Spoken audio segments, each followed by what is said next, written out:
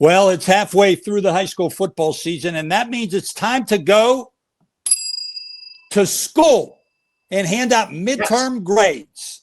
Hand out midterm grades. And we've got grades to hand out. And when we play professors, we've also got predictions on the big games.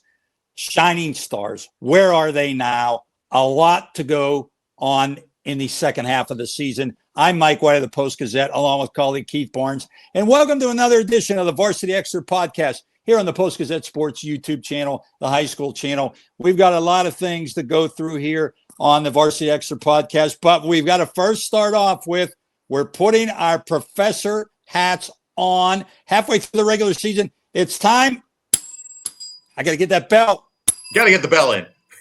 To hand out midterm grades. We're going to be tough, but we're going to be honest also. Right, Professor Barnes?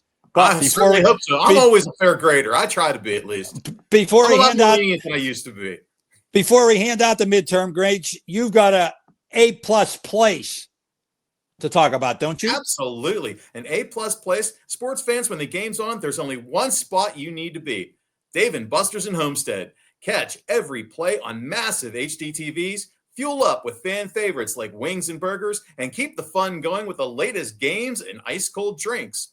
Whether it's happy hour, game day, or just a night out with friends, Dave & Buster's Homestead is where Pittsburgh goes to eat, drink, play, and watch sports. Proud sponsor of the Post-Gazette WPIAL channel. Now, Mike, we're going to start off with Talking About segment. What are we going to talk about? How about midterm grades? We're going to start grading people. Mike, start us off. Is that a professor's hat or is that a graduation cap? That was my graduation cap from when I got my master's degree. Oh, from What's the Matter You? Yeah, something like that. Some little place outside of Boston nobody's ever heard of. What's the Matter You? What's the Matter University? Yeah, nothing's the matter. Yeah, nothing's the matter. Okay, here we go. Here we go. Midterm grades. First, student of the year or player of the year in the entire WPIAL or City League. Professor Barnes, who is yours? I have a valedictorian and a salutatorian. Oh, big words. Big words. Yes, I do. I have Joey Felitsky from North Catholic, who's been an outstanding quarterback for them this year. 57 of 67 for 1,145 yards, 19 touchdowns, no interceptions halfway through the season, and he has a rushing touchdown. North Catholic is averaging almost 60 points a game offensively. They're just a juggernaut right now, and he's the leader of that offense. My number two, Ethan Hellmann of Upper St. Clair. A lot of people kind of dissed him a little bit coming into the season, kind of put him down maybe a peg or two. All he's been is 68 of 90 for a WPIAL leading 1,273 yards, 18 touchdowns, 1 interception, and he has 20 carries for 81 yards and another score. So those are my top two. I couldn't pick between the two of them, so they both get to give commencement speeches this year, at least at the halfway point. My student of the year or player of the year, I will preface this with saying this is really hard to pick this year, Keith. And the reason why is there's nobody that's really, doesn't mean there's not good players, but nobody has really stood out. Nobody has really wowed you or had big stats, some impressive stats, and it have done it on both sides of the ball. But there's a lot of good and very good, but not great. Yeah, no runaway favorite here for this player here. Now that's going to change at the end of the year because we'll have players that put up big stats. But I'm going with co-valedictorians, and they're from the same school. They are bookends. We're all about school this week, right? Absolutely. They're bookends at defensive end for Peters Township. Reston Lehman, Lucas Shanafelt. Reston Lehman going to Pitt, Lucas Shanafelt going to Stanford. They've been very, very good defensively expected. They both have returned an interception for touchdowns. They have done the job against the run, even dropping back against the pass. But this year, they're big on offense also, both playing H-back, both playing at the same time a lot, and they're among the leading receivers for Peters Township. How many times do two tight ends be among the leading receivers for a team? Reston Lehman, Lucas Shanafelt, my co-students of the year. David Dennison of Bethel Park, though, was close. I really thought about him. People don't know a lot about him. Yeah, he's really done a great job on both sides of the ball. So those are my students of the year. All right. There's the bell.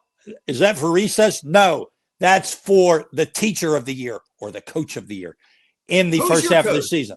I am going to go with Mr. Brian Hanson of South Allegheny. There's some other Not a good bad call. Dustin Schoaf, what he's done at Southmoreland, but Brian Hanson at South Allegheny. Now, last year, this was his second year at South Allegheny after doing very well at West Green. His first year, they were 1-9. Last year, they started off 3-0 for the first time since 1977. They actually made the playoffs. They won a playoff game for the first time in ages, and they had a great season. This year, 5-0. They moved up. They're our number one team in 3A. Brian Hanson, what a job he has done with that South Allegheny program. And they have outscored teams 43 points to 8 this year. They're 5-0. Keith, 1977, they won a WPIAL championship. They weren't 5-0 that time. No, they were not. No, they were 5-0. They were 5-0. They didn't go 6-0. You're right. You're right. They lost You're their right. sixth game against Wilkesboro. I was doing research on this one over the weekend. This is the last time. Last time they they were. This is the first time 5-0 since that year. So since 1977. Yeah. But if they go 6-0, it's the first time. I'm not sure what they did in 76 because they actually had a pretty good year that year too. They didn't win it all. But this team has it all, and he's put together a great program there at this point in time. All right, who's your breaking the glass ceiling and Glassport? Who's your teacher of the year? Mine half is year. Mike Brown. Half year. Teacher of half year. Mine is Mike Brown from Norwin. And for Norwin, considering where they were last year, this is a team that was 2-8, won its first 2 games, lost the next 8 games they played. Came into this season, a lot of high hopes, lost their opener. And to Penn Trafford. And that one kind of sticks in everybody in Norwin's craw because it's a rivalry game. But all of a sudden, Norwin's winning games. And they're 3-2 right now. They lost a heartbreaker against North Allegheny last week, had them on the ropes. When's the last time you can say that Norwin had North Allegheny on the ropes late in the game? They did. Now, granted, the Tigers did what they did. They came back and won. But Norwin is a team to watch. They are a team that could certainly make the playoffs. And if they see North Allegheny again, that could be a different story moving forward. So Mike Brown is my teacher of the so far this season. So at Norwin, they're singing for this midterm. fall. At Norwin, they're singing this fall. All the leaves are Mike Brown. All the leaves are Mike Brown. Once the skies don't turn gray, they're okay. Yes, and the sky is gray. All right, moving on. All right, everybody likes the school play. Everybody goes to the school play, right? While we're on the subject of schools. 3 times. Very good. What on the stage crew? All right, here we go. Not the stage crew. What star would you like to see in the school play? There's got to be guys that are in the school play. Yeah, I'm about character development. I like a good play with some nice character development. And the character I'd like to see develop is your boy Stretch, James Armstrong from Hopewell. We got to see him last week against Avonworth, and there were times you could see the potential in him. You could see where he's going to be over the next couple of years as he develops, gets stronger, and he's running that offense very well. Everything runs through him. He is an absolute dual threat, but you want to see the character develop, and you've got 2.5 more years to see where his character develops as he moves forward. Yes, Division I colleges are loving him for a reason. He's big. He can move. He can throw. He's got the whole package. It's just a question of, can he develop a little bit more, get a little bit more maturity under him? And as long as he doesn't have a third act fail, he's in great shape. So he's going to be on the big stage, right? Absolutely. For you. Right. My guy's going to be on the big stage. And the star of the school play is because he's all about big plays. And that is Scoop to do. Scoop Smith of Woodland Hills. Keith, I'm going to throw these stats at you. He did it last year. He's even better this year. These are incredible stats. The school play. He's all about big plays with the school play. Last year, he had 15 touchdowns that averaged 48.4 yards. Okay. This year, he has 8 touchdowns. The average of them, 50.6 yards. That means in 2 years, he has 22 touchdowns, averaging over 50 yards. You believe that? After watching him play, absolutely. The one problem they have is just getting him the ball. I mean, I know he's doing a lot of his damage on punt returns, kick returns. I mean, they're kicking away from him. Woodland Hills just lateraling the ball to him and just letting him take off. the problem they're having when he's out of wide receiver or whenever he comes in motion for handoffs, they're double and triple teaming him and just have a spy on him at all times. It's really hard to get him the ball, and that's opening things up for their running game, which has been great so far. So, Scoop, yeah, he's bless you. He's nothing to sneeze at. Yeah. No, he's not. Okay. All right. Next, the new student or the new teacher. Who's the newcomer of the half year? More midterm grades. Here we go. Who is the newcomer of the half year for you, Mr. Professor Barnes? I'm going to go with a coach. I'm going to go with Steve Spence over at Chartiers Valley. When you look at Char Valley over the years, it's not been good. And last year the team was 3-7, did not play very well. There's a lot of people in Chartiers Valley wondering when this team is actually going to take that next step. So far this year, it looks like now. He's got that team 4-1. They're tied with Thomas Jefferson right now in conference. Now, granted, they haven't played a conference game yet. But let's add that caveat in. So they still have to play They still have to play in the Allegheny Six. But I'm sorry, the Big Six. My mistake. But at this point in time, they're looking good, and that's a conference that nobody's going to run away with. Thomas Jefferson looks like they might have come back to the pack a little bit. Ringgold is up a little bit, but you don't know because they're still up and down. This is the team that can make the playoffs this year, and Steve Spence deserves a lot of credit for what he's done in his first year. My newcomer student of the year is a kid by the name of Marino Graham of Newcastle. Not Moonlight Graham, right? He's not the Marino quarterback that we all know so well from the WPIAL, but he is a Golden Graham when it comes to freshmen. He's only a freshman. He's a quarterback. Last week, he threw for 123 yards, ran for 221 yards on 11 carries for the season. He's completed 43 of 79 for 537 yards, and he's also rushed for 443 yards on 44 carries. That's 10 yards a carry, in case you can't count, Professor, in case you didn't get that. In case you didn't get that master's degree in mathematics. That's over 200 yards a game for a freshman, Marino Graham. And from what I'm hearing, excellent basketball player, might be the starting point guard for Newcastle's basketball team. We'll see where he is this week when he plays against Aliquippa, though. We're going to get to that. Let's move on. Midterm grades. We're here to help people, right? So who is in need of some tutoring, Professor Barnes? Ooh, who is in need of some tutoring? We're just going to help some. You want me to go first? You can go first because I think mine's going to take a little bit more time. All right. Who's in need of some tutoring? I'm going to say Rochester Rams. They need some help in geography. And can someone get them where is the end zone? Tell them where is the end zone, geography, okay? Because they can't find it. They've scored 6 points all season. The Rams have scored 6 points. And then also they need a little help tutoring in geography class in the Century Conference. You've got three teams of the lowest scoring teams in WPIAL.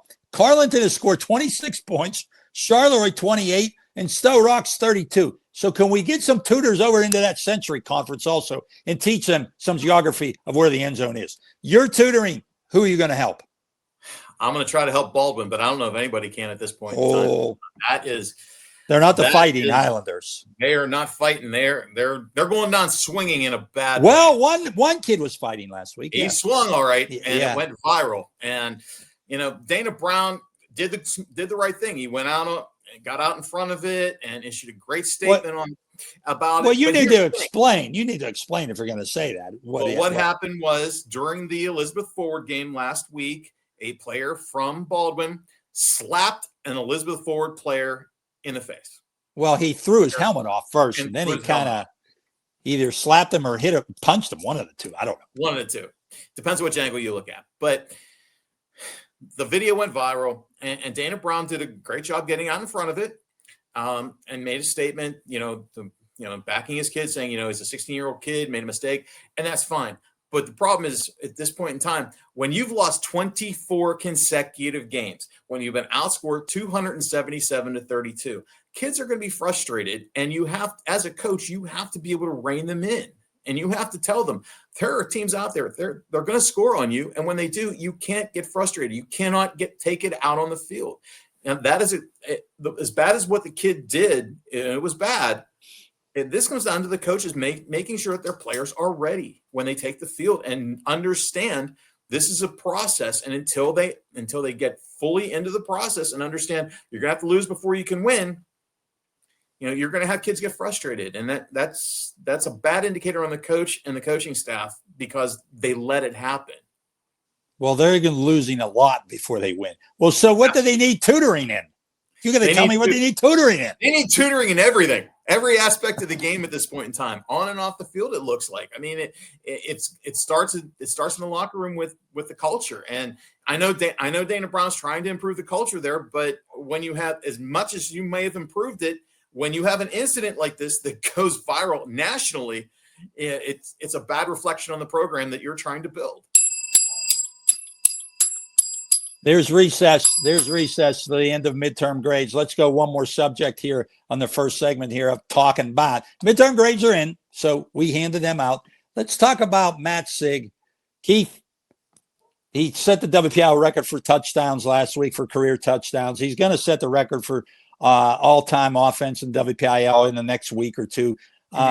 Where does this, and this was your subject you wanted to talk about, where does he belong on the list of great players in WPIAL? Well, he's definitely on the list. Let's just say he's definitely on the list. We had this discussion a couple weeks ago when we were talking about the top 10 players in the last 25 years. On the list of what? Is he one of the greatest players to ever play in the WPIAL? Statistically, you would have to say yes. But can you put him in the same breath with, Terrell Pryor, Tyler Boyd, Lamont Wade, name of Bill Freilich? Can you put him into that list yet? And it's a really tough call to put him in that list of the greatest players in the WPIAL, despite outstanding statistics. Well, I think, I did this year, the top 10 players of the first 25 years of this century. I did not put him in there because I didn't think it was right and let him finish his career yet. But I think if you just look at it right now, he would be one of the top 5 players in regardless of what happens the rest of this year, unless he gets hurt. He has to be put in the top 5 probably. I mean, you look at it, he's going to be, nobody knows this really, but I came up with this today. He will soon become the first player in Pennsylvania history with 5,000 yards passing, with 5,000 yards passing and 6,000 yards rushing. He already has over 6,000 yards rushing. He's getting close to 5,000 passing. Pryor had 4,000 and 4,000. Right. There's a kid from Eastern Pennsylvania, 2024 graduate, Matt Michalik of Palmerton High School. He had 6,000 yards passing and 5,000 yards rushing. He went to Lehigh, but he did not have 6,000 yards rushing and 5,000 passing. So Matt Sieg is going to put himself on another level with something very unique. And you look at everything he's done, he's got to be one of the top 5 players, I think, in this century before he even goes to Penn State. And we've said this before, his legacy is not done yet. It's going to be defined on what he does the rest of this season, and rightly or wrongly, what he does in his career at Penn State. And I think he could be an excellent defensive back at Penn State. I'd agree with all of that. I think at some point in time, we are going to have to sit down and probably wait maybe a year or two and really see where he fits in. And I have no problem putting him in a top 5. My number 1 is still going to be Terrell Pryor. I mean, I don't think there's any argument there. But then when you start putting him in with like Russell Shell, Tyler Boyd, players like that, you can kind of has to be in there. Absolutely. You can definitely put his name in that mix. Is he up there with Paul Posluszny or Sean Lee yet? I don't know. Maybe he's, as a high school player, maybe he's surpassed them. But okay. So that's it for the first segment. That's it for our first segment. We gave out our midterm grades, talked about Matt Sieg. We've got much more on our Varsity Extra podcast coming up real soon. We will have our Shining Stars and our Post-Gazette Fantasy League. and somebody finally won. Coming up next.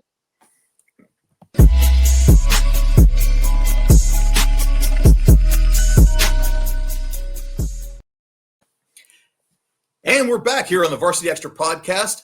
And are you having trouble finding the right people to hire? Tired of sorting through endless resumes? Well, the future of hiring looks much brighter because ZipRecruiter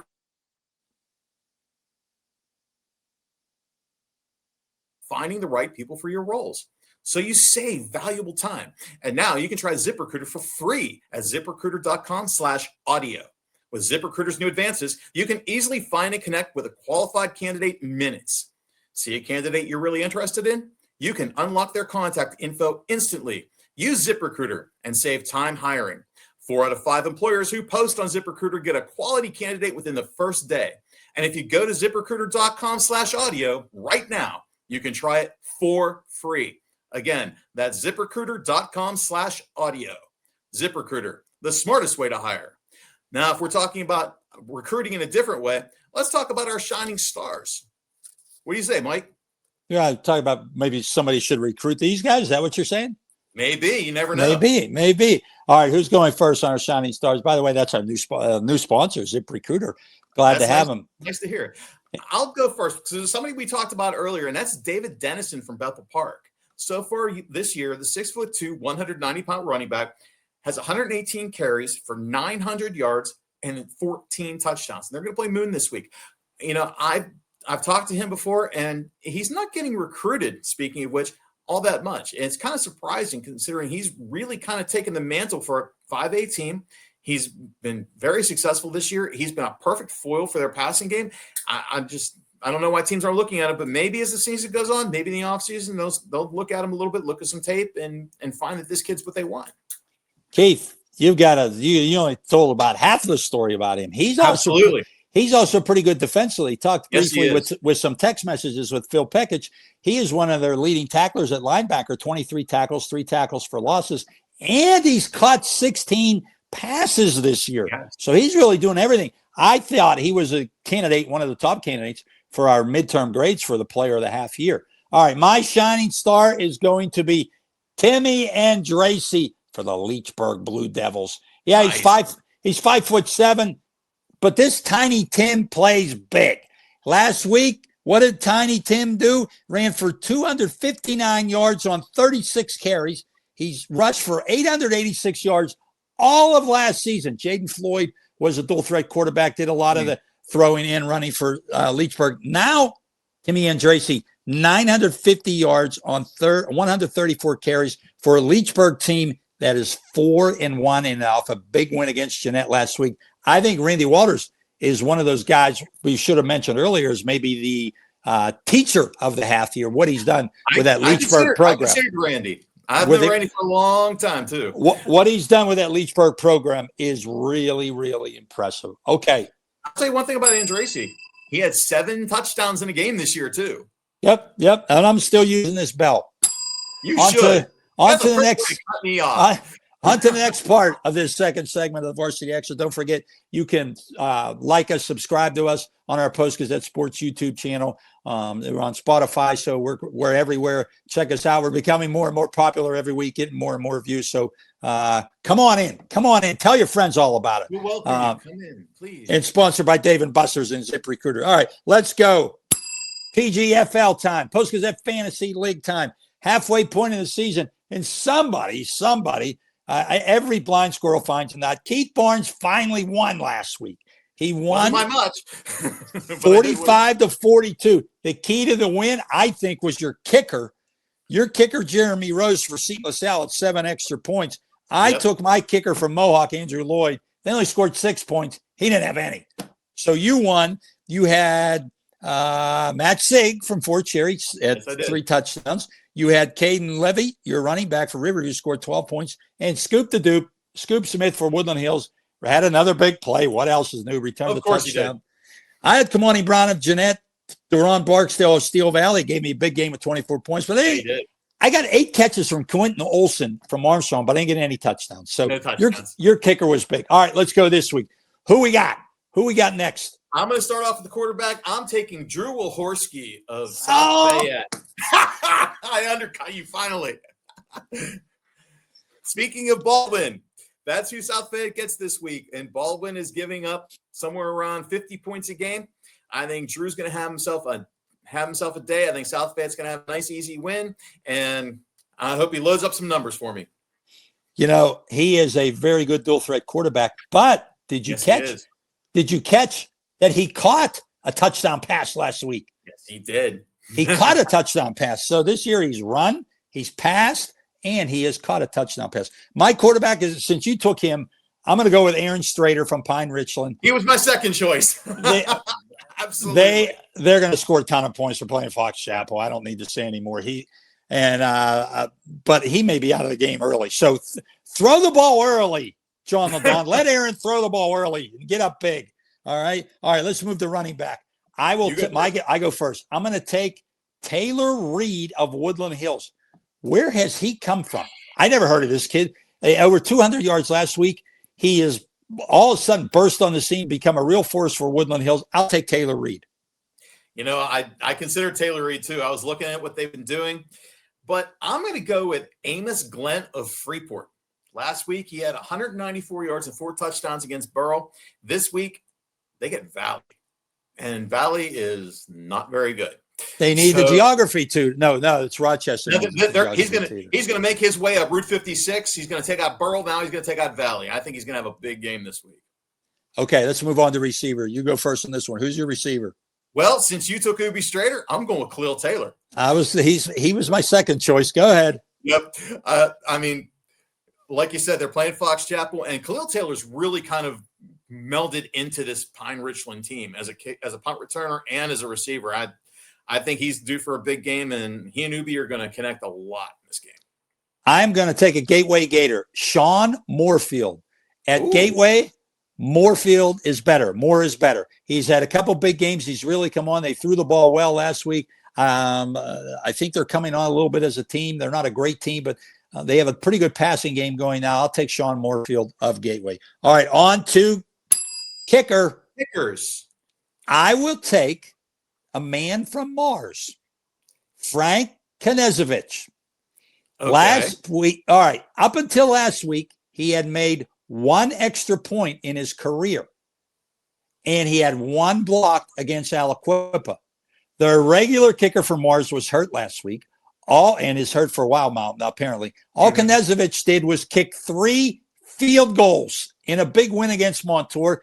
Eric Kasarovich, Mars coach, told me he doesn't remember ever attempting 3 field goals in his coaching career, let alone somebody making 3. Frank Knezovich is a soccer player. He has been with them. He missed a lot of time early on trying to figure out how to get to soccer, how to get to football. He's now become their kicker. So can I be Frank? No. Mars.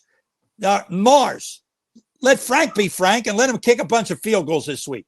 So Frank Knezovich. Who's yours? I'm going with Liam Smith from Southmoreland. I think Southmoreland's. He was my second choice. Was he really? We're starting to read each other's minds. That's just getting bad now. No, I think Southmoreland's going to put up a lot of points this week. And, you know, that team's extremely underrated at this point. It's going to be interesting to see where they kind of shake out in this conference, especially with when they still have Elizabeth Forward on the docket. But, you know, I think they're going to do some scoring. I think he's going to get a few points. So mine's Liam Smith from Southmoreland. There you got it. I'm 4-1. You're 1-4. I'm 1-4. But hey, at least I got 1. At least I'm not gonna end up winless like a couple of certain WPIAL teams might this year. Okay, and with that, we'll be back for our next segment where we do our pick 6. That's right. We'll take our 6 games of the week and we'll let you know where we're looking at on the Dave & Buster's Varsity Extra podcast.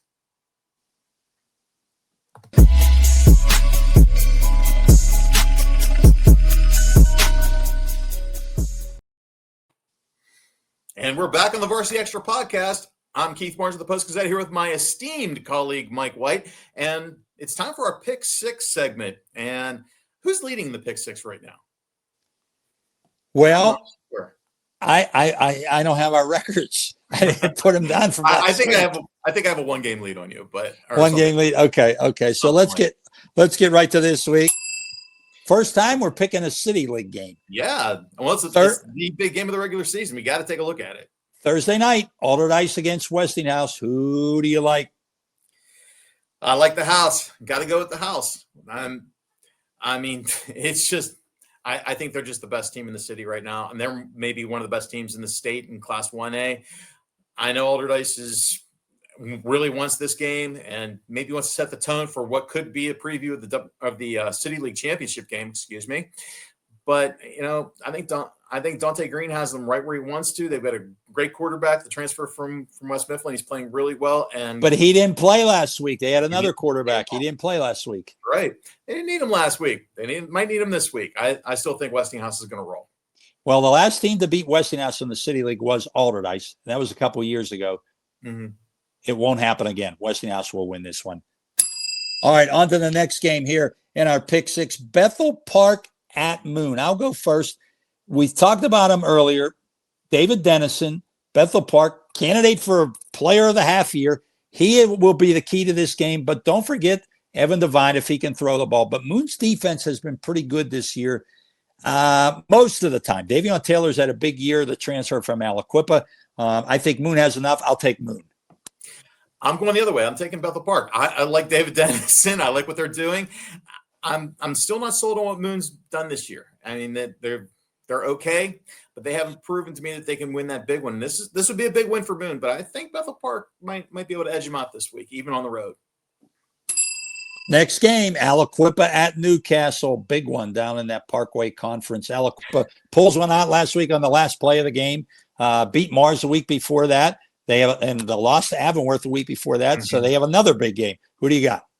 I like Newcastle in this game. I think Aliquippa, after talking to Mike Warfield last week, he made a good point, and I agree with it. This is an Aliquippa team that's trying to find itself. It doesn't have an identity yet. It doesn't have that Tyke Hayes player where, he can take the team on his back and carry them to an undefeated state championship. This is a team still trying to figure out what it is.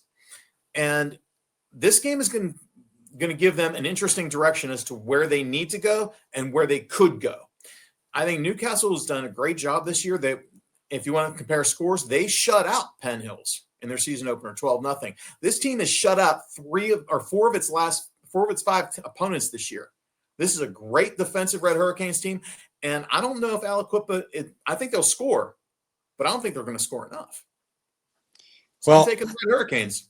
I think you got to look at Newcastle in this game more than Aliquippa. They're 4-1. This is such a big game for Newcastle, one of their biggest in years. Now, last year, they started 5-0, Keith, and they didn't win a game again. They ended up 5-5, 1-4 in the conference, didn't make the playoffs. Is this the same team? Is this going to happen again? I don't think so. And the reason is they've got some different players. Marino Graham, I mentioned it before in the podcast, freshman quarterback. Kai Cox didn't play football last year. He's excellent basketball player. He's playing. I think they have a different attitude, but guess what? I'm still going Aliquippa. Until you prove it to me, Newcastle, I'm going the Quips. Next game, good one here. North Catholic and Imani Christian. North Catholic puts up a ton of points. Imani Christian has 2 Penn State recruits. Who do you like, Keith? I like North Catholic. I've seen Imani Christian play, and I saw them play Clairton. And granted, Clairton is a great team. Clairton could probably win 2A, possibly make some waves in 3A. I don't think they could beat Avonworth, but they can make some waves. And they pushed Imani Christian to the brink in that game. And there was a controversial play. They could have scored a touchdown that could have changed the game in the fourth quarter. Didn't happen. But the thing is, after seeing Imani Christian, I'm still not completely sold on them. And with what what North Catholic has been able to do, this we get for talking about Newcastle. When you got North Catholic, what they've been able to do offensively, they can come at you with so many different ways. And Joey Filitsky and what he's been able to do with those receivers, it's just, I think they're going to be able to run and gun with Imani Christian. I don't think anybody else has been able to do that. That's why I like the Trojans in this one. Well, I don't think North Catholic's going to score 50 in this game. They're averaging over 50 a game. And, Joey Filitsky, got to bring him up. He went over 4,000 career yards passing last week. And that's in only 2 seasons, Keith. That's in only 15 games. He missed one last year. Yeah. He has over 4,000 yards passing in 15 games. That's pretty impressive. I think he's going to put up good numbers again, but I think Imani Christian's going to win. Key to the game, North Catholic's defense and stopping Imani Christian's big plays. Last 3 weeks, Imani Christian has had 12 touchdown plays of over 30 yards. North Catholic, the pressure's on your defense. I think Imani Christian has enough offense to win. Well, next one, the big one in 6A, the big one, Central Catholic at North Allegheny Friday night. Number 1, Central Catholic at number 2, North Allegheny. I'll go first. You know, I think Central Catholic is head and shoulders above everyone. I think North Allegheny's good, but I don't think they have enough to beat Central Catholic. But really, does this game matter? 2 years ago, North Allegheny was blown out at home by Central Catholic, came back in WPIAL championship, beat Central Catholic. Now, but this North Allegheny team's not like that team. I don't think they're as good. And Central Catholic may be as good or better. I think what makes the difference in Central Catholic since that first game of the year against LaSalle, their quarterback, Owen Herrick. 8 for 30 in that first game against LaSalle. It's been very good since. And Roman Thompson turned out to be one of the 2 better two-way players at running back and linebacker. I got Central on the road by a couple touchdowns at least. A couple? I'd say probably 3. I agree with you with everything you said about Central and with North Allegheny. This isn't a North Allegheny team that's dominant. I mean, Henfield was able to stay close with them for about a little bit over a quarter, and Norwin probably should have beaten them last week. And let's be honest about it, that's never happened. Either Norwin has really taken leaps and bounds to the point where they can compete for a Class 6A title, or North Allegheny's come to the pack a little bit. If they come down to the pack a little bit, then Central Catholic is still the lead dog. This is a team that's maybe the second best team in the state at this point in time. St. Joe's Prep is 1-3. You know, I know with LaSalle College Prep High School is, they're the number 1 team in the state right now. So you got to look at this from a realistic point of view. I just think NA's come back to the pack a little bit in 6A, and Central Catholic has not. So I'm picking Central. Last game in the Pick 6 segment. Here we go. Our game of the week. Upper St. Clair at Peters Township. I'll start this one off. Before last week, I would have said that this game was going to be extremely close. That Upper St. Clair, I like Ethan Hellmann as a quarterback. I really do. I love what he's been doing with this team so far this year. I think Mike Junko's done a great job with Upper St. Clair, getting them ready, and the Panthers are 5-0. Can't say anything about them.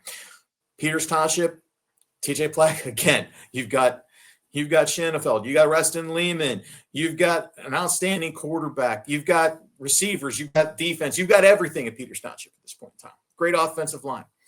But I look at Upper St. Clair and what happened last week. And this is a team that almost lost to McKeesport. And that's a team that Peters Township beat 35-0.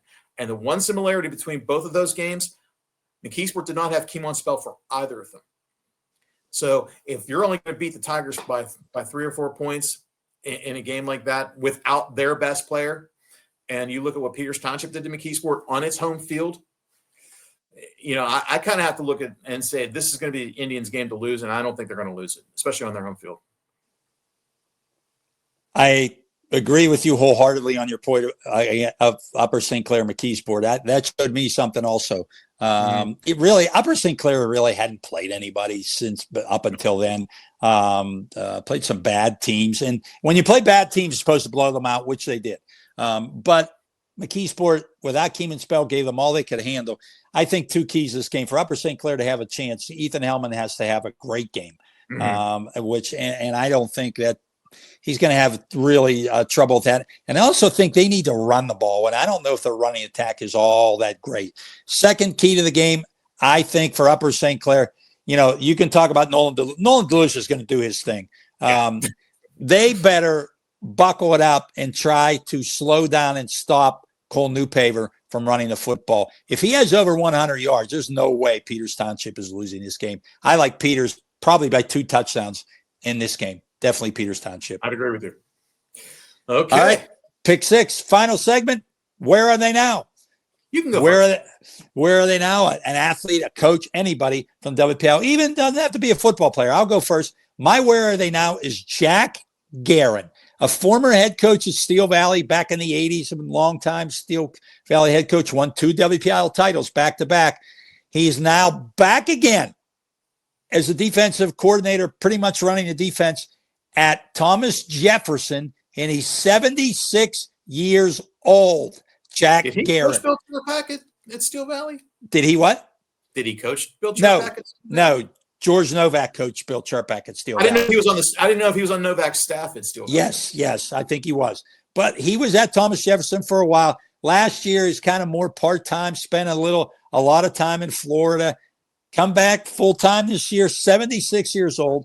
73-year-old Frank Bretschneider is also one of their key assistants. I love it. These guys have coached for so long, and they're still going at it when they're 70-some years old because you know why? It's in their blood, and they just love being around kids. We talk so much about head coaches don't stick around much anymore for that long, and that's true. But some of these guys, I love hearing these assistants that are 70-some years old, even 80-some, that are like Barry Johncourt at Avonworth. I mean, it's great, and it's great to see Jack Garrett still coaching.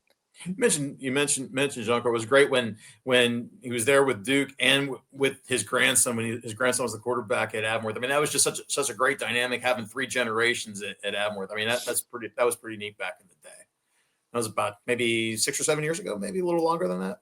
Somewhere around there. Somewhere around there. Oh, here's you. Where are they now?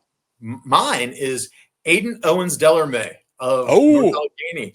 He did play a little bit of football. Gave it up though because his passion was track and specifically the decathlon. And he was a state champion, I believe, in the discus at North Allegheny. And then no. Hurdles. That was it. Well, he's a decathlete. He does it all. So he competed in the Olympics in Paris last year. He competes for Puerto Rico because he's of Puerto Rican descent. And this past weekend at the World Championships in Tokyo, he set a Puerto Rican record for number of points scored in a decathlon and won the silver medal. This is a guy not only to look out for overall, but you might be seeing him a lot when it comes time for Los Angeles in 2028 because he may be representing Puerto Rico in the Olympics. He finished second at the World Championship. Second. He won silver. Woo. Yeah. Aiden Owens. Reminds you of a guy named Jesse Owens back in the 30s? 1936 Olympics. Yeah, he won 4 gold medals. Yeah. All right. The 100, the 200, the 100 relay, and the long jump. That's our show, right? Huh? That's our show. That's our show. Wrap it up. This has been a great week. We'd like to thank Dave & Buster's and ZipRecruiter for their sponsorship. For Mike White, I'm Keith Barnes with the Varsity Extra Podcast. Please follow us on our YouTube channel. Like us, subscribe to us. We're here every week, and we're getting more and more popular. So take care of yourselves, and we'll see you next week.